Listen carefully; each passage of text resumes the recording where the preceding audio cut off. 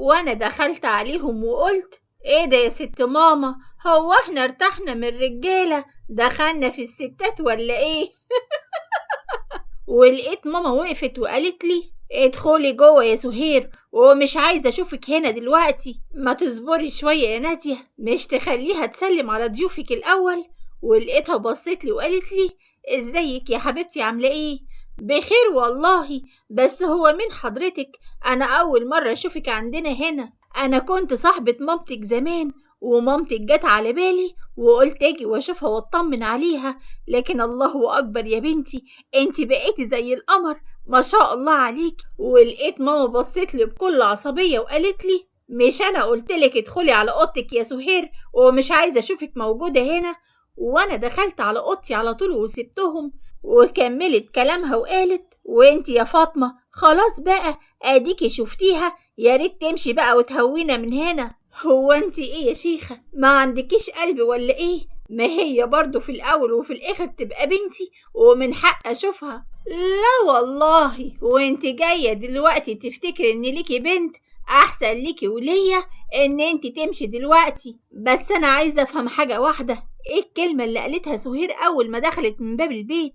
يعني ايه ارتحنا من الرجالة ودخلنا على الستات؟ اظن دي حاجة ملكيش فيها، واتفضلي بقى اتكلي على الله، ومش عايزة اشوف وشك هنا تاني. ومشيت فاطمة على طول وسابتها. ولقيت ماما دخلت لي الأوضة وانا كنت واقفة وبشيل الفلوس في الدولاب، ولقيتها بتقولي ها قوليلي عملت ايه؟ اكيد اداكي فلوس تانية. انا عارفة ان الراجل ده ساخي وايديه فرطة. وانا كنت غيرت هدومي وقعدت على السرير وقلت لها مش كفاية الفلوس اللي انتي اخدتيها مني؟ عايزة مني ايه تاني؟ يا ريت تطلعي بره واقفلي وراكي الباب. ايه ده هو احنا علمناهم الشحاتة سبقونا على الابواب ولا ايه؟ هاتي يا بنت الفلوس احسنلك. بقولك ايه بقى، من هنا ورايح انت اللي هتاخدي الفلوس مني، مش انا اللي هاخدها منك. كده يا سهير؟ ماشي، لينا كلام بعدين. وكانت خارجة وانا قلت لها الا مين صحيح الست اللي كانت موجودة بره دي؟ شكلها كان عمال يبصلي قوي كأنها بتشبه عليا. والله دي حاجة ملكيش دعوة بيها، يا ريت تخليكي في حالك يا سهير. وتاني يوم كنت رايحة شقة من اياهم، ولقيت مراد واقف تحت بيتنا ومسك دراعي وقال لي ازيك يا سهير، معلش انا عايزة اقف واتكلم معاكي شوية، ممكن؟ وانا اتخضيت منه اول ما عمل كده وقلت له بسم الله الرحمن الرحيم. مالك واقف كده ليه؟ خضتني. ممكن اعرف انت رايحة فين يا سهير؟ انت مش هتشتغلي الشغلانة دي من هنا ورايح تاني. وهاكل منين يا عينيا؟ انا هديك كل الفلوس اللي انت عايزاها، بس ما تشتغليش الشغلانة دي تاني. وانا بقى كل ما احب اكل ولا اشرب ولا عايزه اشتري لي حاجه هاجي اقول لك ارمي لي قرشين، يا ريت تبعد عن طريقي، خليني اروح اشوف شغلي. هو انت ليه مش عايزه تسمعي الكلام؟ تعالي معايا دلوقتي على الفيلا ونكمل كلامنا هناك. ممكن اعرف انت عايز مني ايه بالظبط؟ مش انت برضو متجوز واحنا الاتنين قضينا مع بعض ليله كويسه؟ ويا ريت تبعد عني بقى. انا عايزك تعرفي حاجه، انا من يوم ما اتجوزت مراتي وانا عندي مشكله معاها، ومش عارف حاسس معاكي بحاجه غريبه. انا خفيت على ايديك انتي، ولا يمكن اسيبك تروحي من ايديا ابدا. انا اتعلقت بيكي قوي يا سهير. والله مش انت لوحدك يا عينيا اللي بتقولي الكلام ده. بقولك ايه، ابعد عن طريقي احسن لك وانساني. انت لا يمكن في يوم من الايام تتجوز واحدة زيي. ومين بس اللي جاب سيرة الجواز؟ انا بس هجيب لك شقة كبيرة تعيشي فيها انتي وامك كمان، وهجيب شقة صغيرة هعيش فيها معاكي. وانا مش موافقة طبعا ان يتحكم فيا راجل ويقولي رايحة فين وجاية منين وهو مش جوزي. بقولك ايه، اتكل على الله ووريني عرض كتافك. يا ريت تفكري في كلامي كويس يا سهير، لما يكون واحد بيحبك وشريكي وعايز يعيش معاكي، ولا الأحسن بقى إن انت تبيعي نفسك لكل راجل شكل كل يوم والتاني. كان نفسي أكون إنسانة محترمة وأتجوز واحد يحبني من قلبه بجد، بس للأسف مش مكتوب عليا كده، لأن زي ما انت شايف كده أمي عاملة ازاي. طيب يا سهير، أنا موافقة أتجوزك بس عرفي، عشان مش هينفع مراتي تعرف ان انا اتجوزت. اهلها ليهم سلطة كبيرة في البلد وما ينفعش اخسرهم ابدا.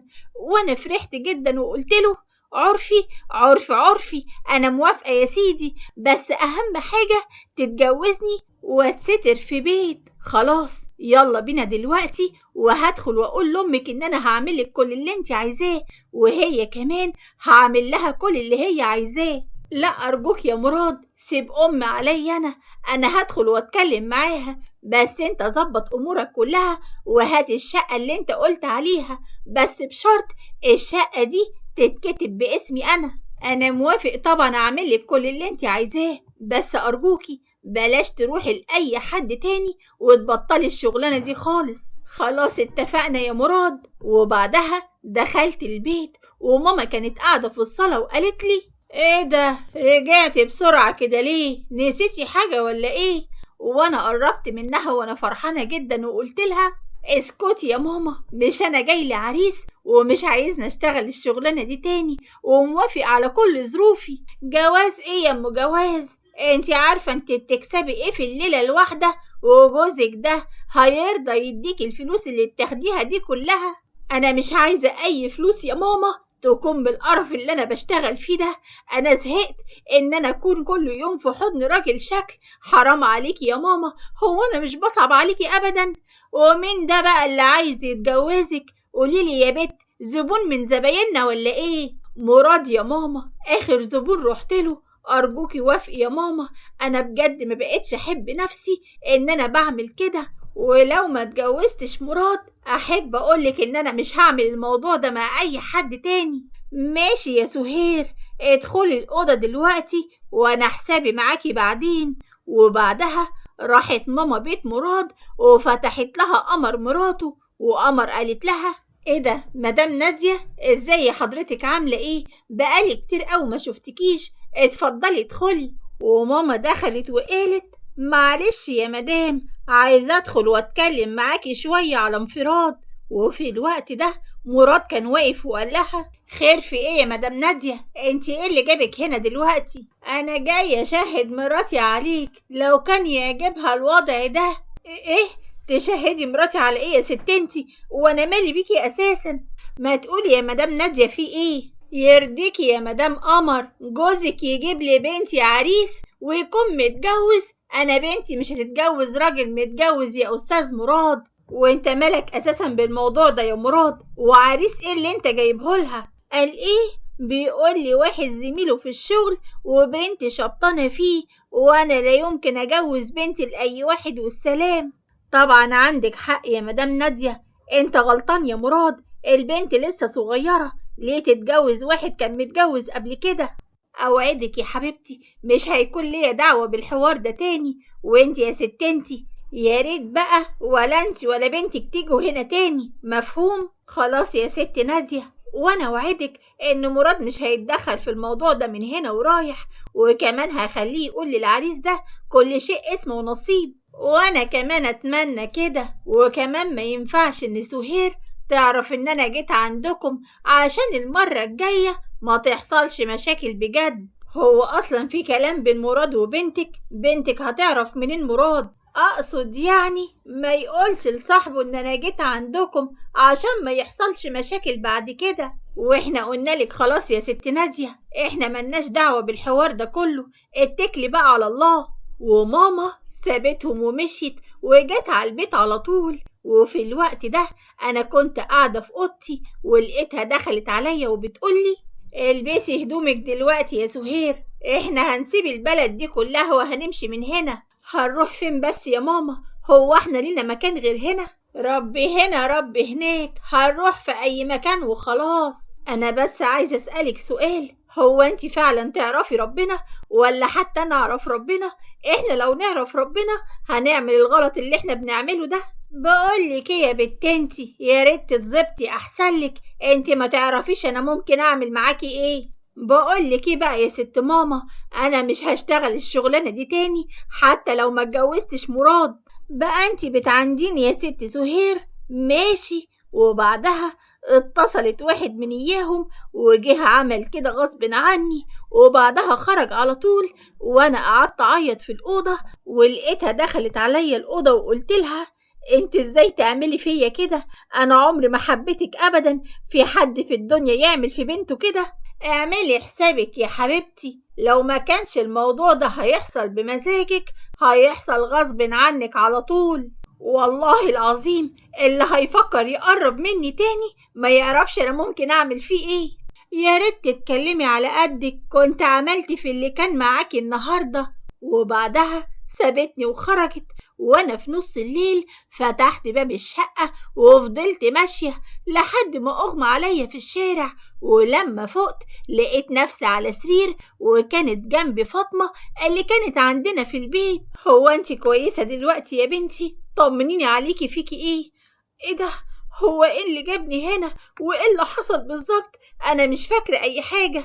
يا حبيبتي يا بنتي، انا لقيتك واقعة في الشارع وجبتك على هنا على عندي في البيت، يا ريت تطمنيني عليكي. انا شفتك قبل كده، مش انتي صاحبة ماما؟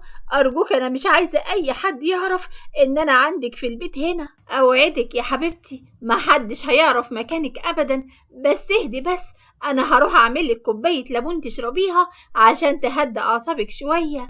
وخرجت فاطمة من الأوضة، وجوزها قال لها هي مين دي اللي جوه يا ولية انتي؟ وازاي تدخلي اي حد البيت من غير ما تقوليلي؟ بس يا ريت توطي صوتك شوية، مش عايزاها تسمع الكلام اللي احنا هنقوله. دي بنتي واحدة صاحبتي وحصل مشكلة معاها كبيرة بينها وبين امها، خليها عندنا هنا بدل ما يحصل لها حاجة في الشارع. هو انا بقى فاتحها سبيل عشان خاطر تجيبيلي بنت صاحبتك هنا؟ انا مش ناوي اصرف على اي حد، ارجوك يا سيد عشان خاطري خليها موجودة هنا، وانا هديك الفلوس اللي انت عايزها، بس ما تمشيش البنت من هنا، حرام عليك. طيب روحي اعملي لي لقمة لما اكلها. وانا كنت قاعدة في الأوضة وطلعت الموبايل من الشنطة واتصلت بمراد، واول ما رد عليا قال لي أرجوك يا سهير يا ريت ما تتصليش بيا تاني، أنا مش عايز أي مشاكل مع مراتي. هو أنا دلوقتي اللي هعمل لك مشاكل؟ أنا موافقة أهرب معاك في أي مكان، بس مش لازم جواز، بس أكون معاك أنت وبس. يا ريت تنسي أي كلام قلتهولك يا سهير، أنا مش هينفع أتجوز أي حد غير مراتي. بقى أنت جاي تقولي الكلام ده دلوقتي؟ ما أنت كنت ناوي تعمل عشاني أي حاجة. معلش بقى يا سهير، قمر داخلة الأوضة ومش هينفع تلاقيني بتكلم في التليفون دلوقتي، بعد إذنك. ولقيته قفل التليفون في وشي، وانا قلت والله حرام كل اللي بيحصل فيا ده.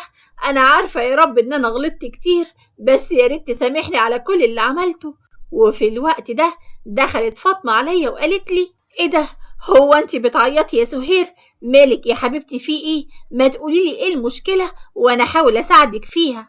انت لو عرفتي مشكلتي هتمشيني من البيت ده ومش هتخليني في بيتك لحظة واحدة. يا حبيبتي ده ربنا اسمه الغفور الرحيم، احنا البني ادمين مش هنعرف نسامح.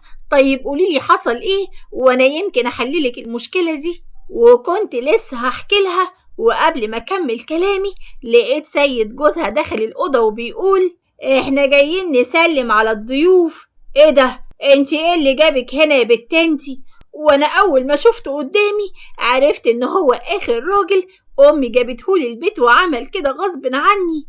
ولحد هنا خلصت حلقتنا، بس ما خلصتش حكايتنا.